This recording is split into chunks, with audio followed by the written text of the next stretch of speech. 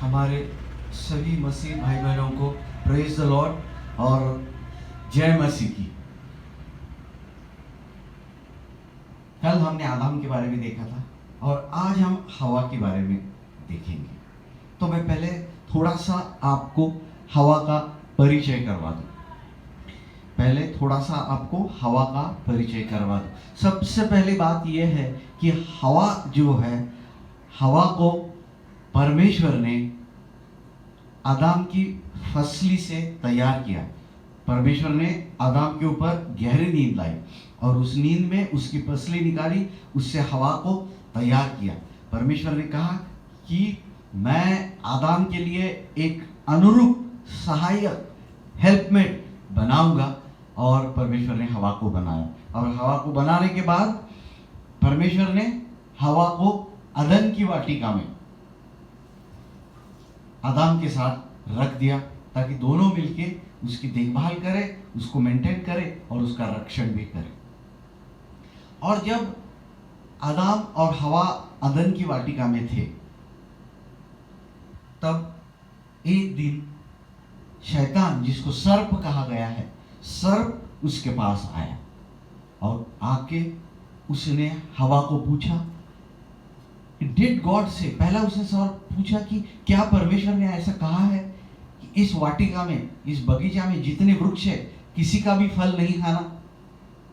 हमारे कहा परमेश्वर ने ऐसा तो नहीं कहा है, हम सभी वृक्ष का फल खा सकते हैं, परंतु जो बीच में वृक्ष है उसका फल नहीं खाना और उसको हाथ नहीं लगाना, ऐसा हवा ने कहा।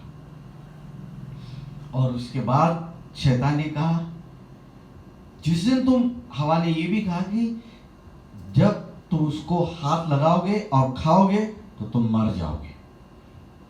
शैतान ने कहा नहीं, ऐसा नहीं है, तुम फल खाओगे तो तुम निश्चित नहीं मरोगे, और जब तुम फल खाओगे तुम्हारी आंखें खुल जाएगी, तुम्हें भले और बुरे का ज्ञान हो जाएगा और तुम परमेश्वर के तुल्य हो जाओगे। तब हवा ने उस फल को देखा, फल दिखने में अच्छा था और मनभाऊ भी था, खाने के लिए योग्य था, दिखने के लिए उत्तम था और बुद्धि देने के लिए वो चाहने के योग्य था।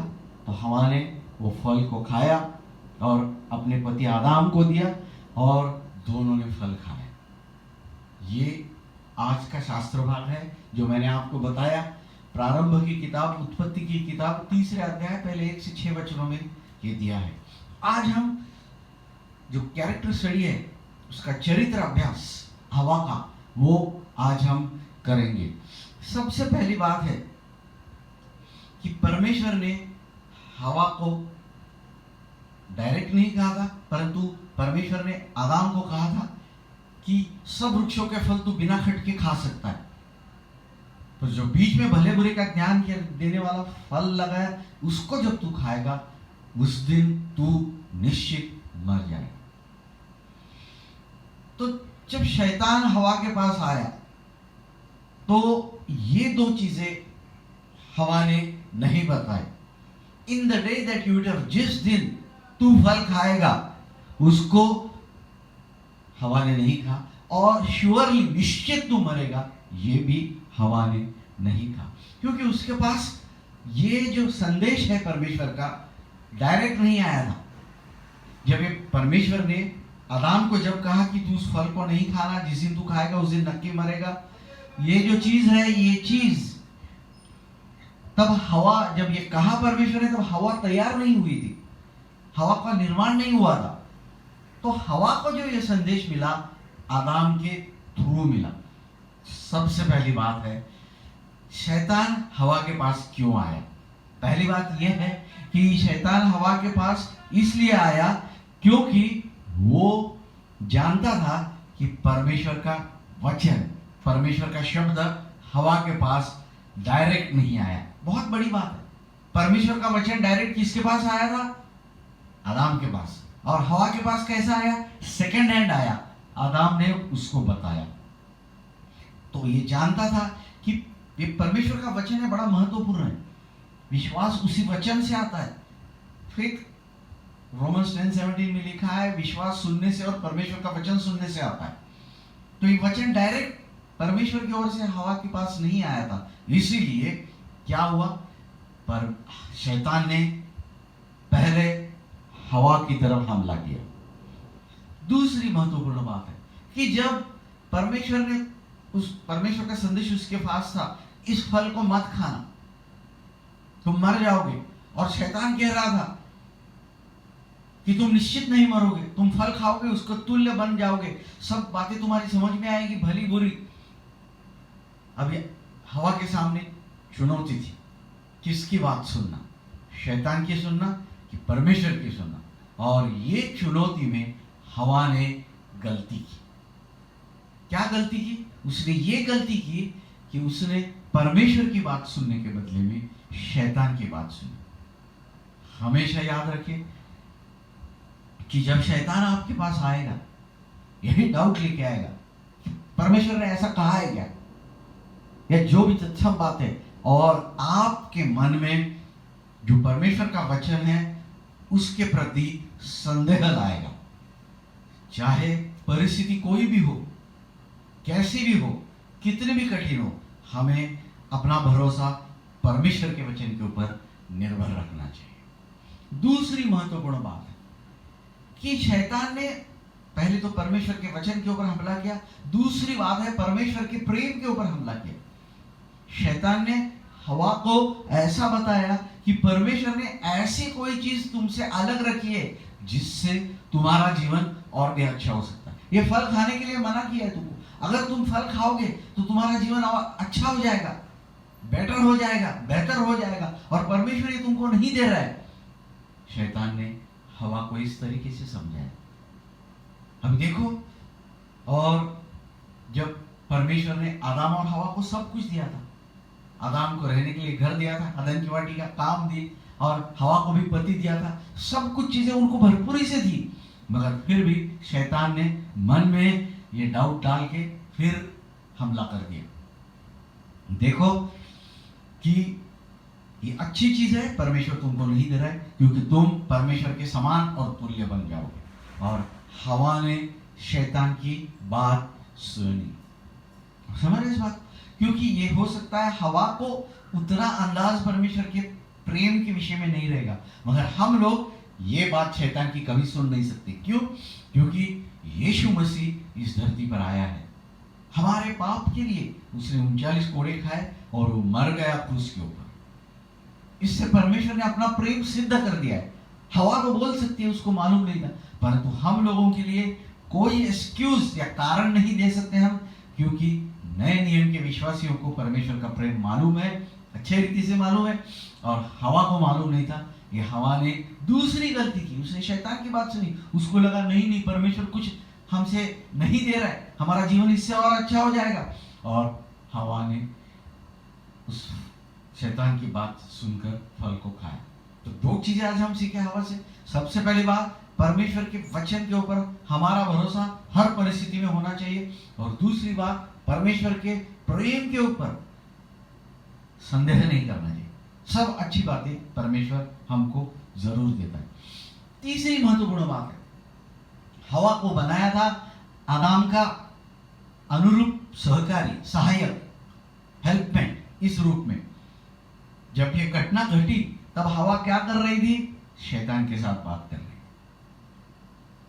कोई जरूरी बात नहीं थी शैतान के साथ बातचीत करना, और एक ऐसी बेमतलब की बेकार की बातें उसने शैतान के साथ की, और इतनी बड़ी गड़बड़ हो गई। इसीलिए बाइबल में कहा है, मत्ती की किताब 12वां अध्याय 36वें वचन में, कोई निकम्मी बात तुम्हारे मुंह से नहीं निकले।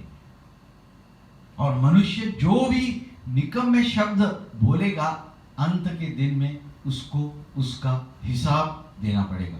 तेरे कहने से तू दोषी ठहरेगा, तेरे शब्दों के द्वारा तू सही ठहराया जाए। तीसरी बात, हवा को बात करने की कोई भी आवश्यकता और जरूर नहीं थी, फिर भी उसने बात किया। इससे हम क्या सीखते हैं? अननेसेसरी फ्यूटाइल टॉक, किसी जरूरत नहीं, वो सब बातें हमें नहीं करनी चाहिए। और जब हवा ने फल खाया आप याद रखें इस बात को, तब आदम उसके साथ था। अगर आप किंग जेम्स वर्जन पढ़े, न्यू अमेरिकन स्टैंडर्ड बाइबल पढ़े, न्यू लिविंग ट्रांसलेशन बाइबल पढ़े और ईएसवी पढ़े और एनआईवी पढ़े, उसमें सब में लिखा है कि जब हवा ने फल खाया आदम उसके साथ था। जब श्राप दोनों के ऊपर आया और जो अच्छी रहने की जगह थी अदन की वाटिका, परमेश्वर ने जो आनंद की जगह थी, खुशी की जगह थी, अदन की वाटिका, पैराडाइज जिसको कहा जाता है, उसमें से दोनों को बाहर निकाला। और अब शुरू हो गया हवा का दूसरा मोड़ जीवन का। अभी कैसा, पहला जीवन कैसा था? खुशी, शांति, आनंद। अभी कैसा है? मुसीबत, समस्या, तकलीफ, प्रॉब्लम्स, झगड़े, पसीना, कष्ट, इन चीजों से भरा हुआ। फिर भी हवा उसमें आगे चलती रही, अपना जीवन उसने चालू रखा। और उसके बाद प्रारंभ की किताब 4 अध्याय 1 वचन में लिखा है कि जब हवा को पहला बेटा हुआ कैन, तो उसने क्या कहा कि मैंने परमेश्वर की सहायता से एक पुरुष पाया है। आमेन, हालेलुया। उसका अर्थ हवा को अपनी गलती का एहसास हो गया, परमेश्वर के साथ उसने मेल मिलाप किया, परमेश्वर के ऊपर भरोसा रखना चालू किया, तभी उसने जाकर कहा कि परमेश्वर की सहायता से मैंने एक पुरुष पाया है, जो कैन पैदा हो गया। हालेलुया। तो मुसीबत, समस्या, तकलीफ में जाने के बाद भी हवा फिर से गिरने के बाद उठ गई। हालेलुया। बहुत बड़ी बात है, गलती होने के बाद भी आप फिर से उठ सकते हैं और उस लेवल तक जा सकते हैं, और उसके लिए रास्ता है पश्चाताप और प्रार्थना करना परमेश्वर की। तो यीशु का लहू आपको सब पापों से शुद्ध करके उसी जगह पर ला सकता है। उसके बाद हवा के कुछ अच्छे पॉइंट भी मैं आपको बता दूं, जैसे परमेश्वर के साथ मेल मिलाप किया। दूसरी महत्वपूर्ण बात है कि बच्चों की परवरिश, बच्चों को बड़ा करना, पेरेंटिंग जिसको बोलते हैं, एक माँ बाप होने के नाते बच्चों को अच्छी चीजें सिखाना। ये कैन था, ये कैन बहुत शॉर्ट टेम्पर्ड आदमी था, बहुत गुस्से वाला आदमी था और बहुत जल्दी नाराज हो जाता था। आप जानते हैं अच्छी रीति से, क्योंकि उसने अपने भाई हाबिल का खून कर दिया। मतलब कितना गुस्से वाला है आप समझ सकते हैं। और ऐसे गुस्से वाले बच्चों को हवा ने बड़ा किया, परवरिश की उनकी, ये भी बात अच्छी है। तीसरा पॉइंट, अच्छे पॉइंट्स में से, और जब हाबिल का खून उसके बड़े भाई कैन ने कर दिया, मर गए, 2 ही बेटे थे, उसमें से एक मर गया। एक माँ को कितना दुख पहुंचा होगा ये आप समझ सकते। किसी माँ को पूछो आप, उसका बड़ा हुआ बेटा अगर मर जाए, खून हो जाए, तो दिल में कितना दर्द होगा। हवा के दिल में इतना दर्द हुआ होगा, इतना दुख हुआ होगा उसको, कितनी रोई होगी वो, क्योंकि उसके बेटे का खून हो गया था। फिर भी इस बात को ठीक से सुनो, फिर भी परमेश्वर के प्रति कोई कड़वाहट उसके मन में नहीं है। परमेश्वर को उसने ये सवाल नहीं पूछा कि क्यों मेरा बेटा मर गया, क्यों इसका खून हो गया, क्यों तूने नहीं बचाया। कोई सवाल नहीं, कोई प्रश्न नहीं, कोई कड़वाहट की जड़ नहीं, और कोई परमेश्वर को दोष नहीं दिया। बड़ी महत्वपूर्ण बात है। घर में कुछ हो जाने से, घर में गड़बड़ हो जाने से उसका दोष हमें परमेश्वर पे नहीं लगाना चाहिए। यह हम हवा से सीखा तीसरा मुद्दा है। चौथी बात, फिर 4 अध्याय 25वें वचन में, फिर हाबिल मर जाने के बाद और एक पुत्र हवा को हो गया, जिसका नाम शेत है। तो जब वो पैदा हुआ, हवा ने कहा परमेश्वर की सहायता से एक और पुत्र मुझे मिल गया है। शेत जो मेरा मर गया था, उसके बदले में एक और वंशज परमेश्वर ने मुझे दिया है। आमीन। क्या कहा? परमेश्वर की सहायता से मैंने एक और पुत्र पाया है हाबिल के बदले में, जो मेरा वंश चलाएगा आगे। फिर भी उसने एक्नॉलेज किया, मान लिया कि परमेश्वर की सहायता से। तो क्या सीखते हैं हम इससे? हवा जो पहली बार गिर गई मतलब पाप में गिर गई थी अदन की वाटिका में, अभी परमेश्वर को जीवन के हर बड़े बड़े कामों में मान लेती है कि परमेश्वर ने मेरे लिए ये किया है और परमेश्वर मेरे लिए ये किया है। और ये जो बेटा मेरा मर गया था, परमेश्वर की सहायता से दूसरा मुझे मिल गया, एक्नॉलेज कर लिया।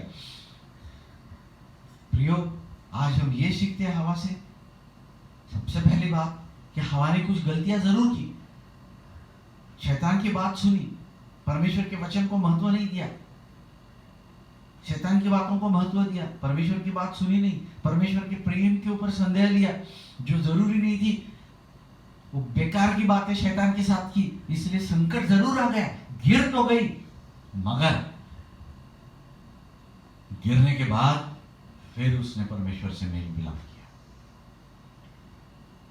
पहली बात, चौथा अध्याय प्रारंभ की किताब 4:1 में लिखा है, परमेश्वर की सहायता से मैंने एक पुरुष पाया। फिर 25वें वचन में हाबिल के जन्म पिटाई, परमेश्वर की सहायता से मैंने एक पुरुष पाया है हाबिल के बदले में जो मेरा वंश चलाए। तो परमेश्वर के साथ उसका रिश्ता फिर से बना लिया। आमेन, हालेलुया।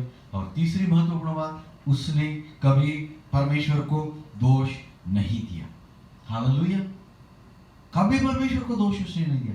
मेरा बेटा क्यों मर गया, ऐसे कैसे हो गया, मन में कड़वाहट नहीं थी। और तीसरी बात, जीवन उतना आसान नहीं था। अदन की वाटिका से निकलने के, सुख की जगह से, आनंद की जगह से निकलने के बाद श्राप का जीवन अत्यंत कठिन था।